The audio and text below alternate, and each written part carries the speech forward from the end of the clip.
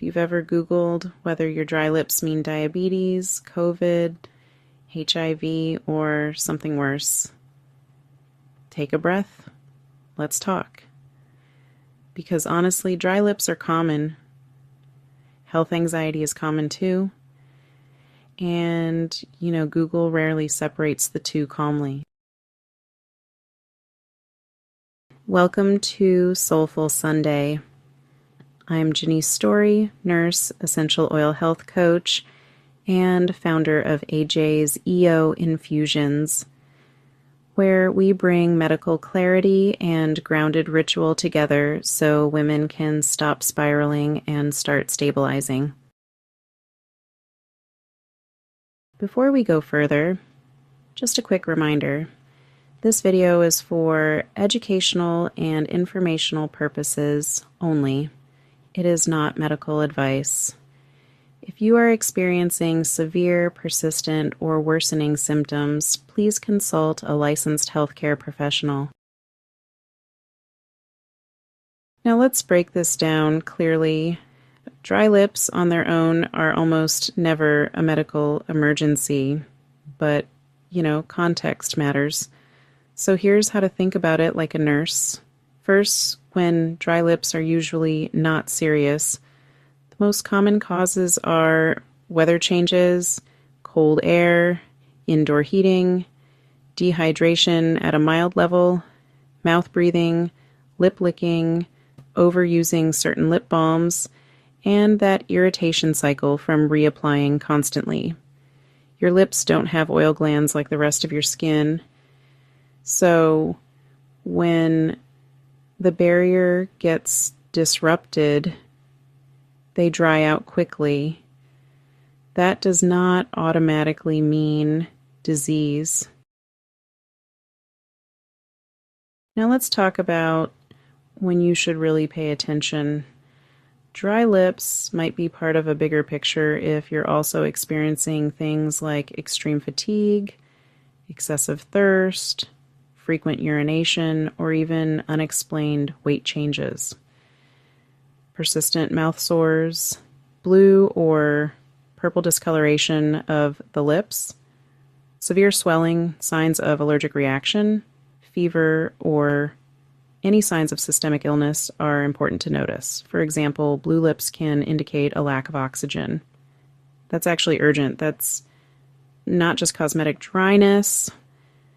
Severely cracked lips with signs of infection, like swelling, warmth, or spreading redness, definitely need to be checked out.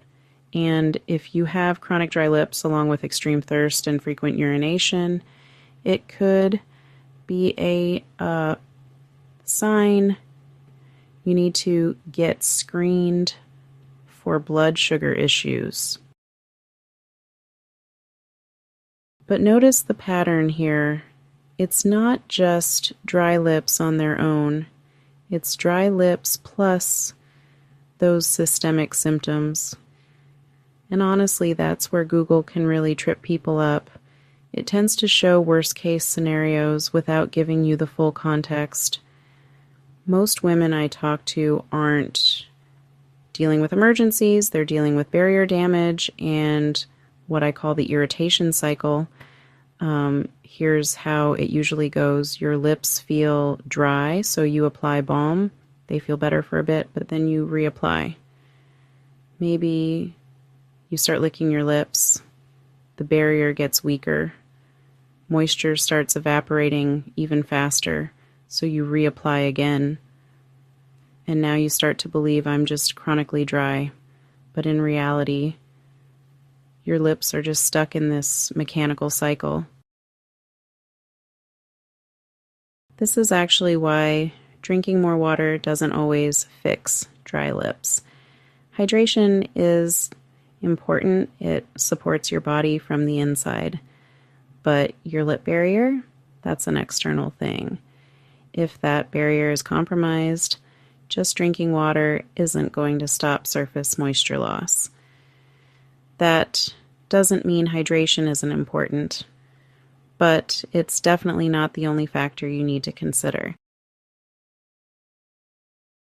Now, let's talk about health anxiety for a moment, because what often happens isn't just dry lips. It's this: you notice dryness, you Google, you see diabetes, you see HIV, you see autoimmune disease, you see worst case scenarios, your nervous system spikes.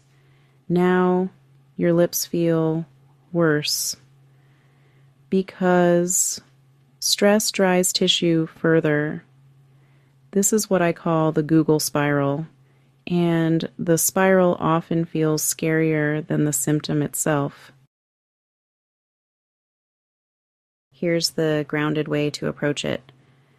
Ask 3 questions. Are there severe or systemic symptoms? Has this been persistent despite basic care? Is there discoloration, severe swelling, or signs of infection? If the answer is no to all 3, you are likely dealing with barrier dysfunction, not disease, and barrier dysfunction is mechanical. Mechanical problems have practical solutions. This is where I gently introduce something different. Not panic, not overtreatment, not obsessively reapplying. Ritual. Because when you stop reacting and start stabilizing, the irritation cycle breaks. When I teach the lip ritual, it's not about dependency on a product.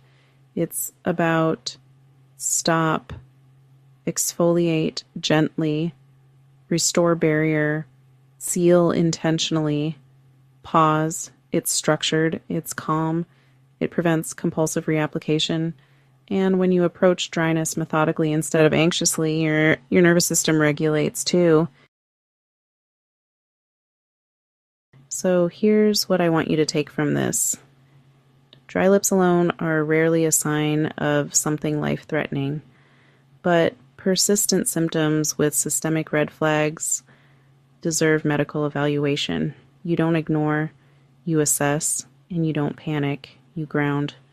If this video helped calm confusion, that's the goal, because you deserve clarity, not chaos. If you want to understand the irritation cycle more deeply, I'll be breaking that down in this series. And if you're ready to approach lip care as a structured reset instead of reactive reapplication, you can explore the lip ritual at AJ's EO Infusions. Not from fear, from intention. And if this type of medically grounded clarity helps you, make sure you're subscribed, because next week we're unpacking why drinking more water isn't fixing your dry lips. Google will always give you extremes. I'll give you context. You're not fragile, you're not failing, you're not dramatic.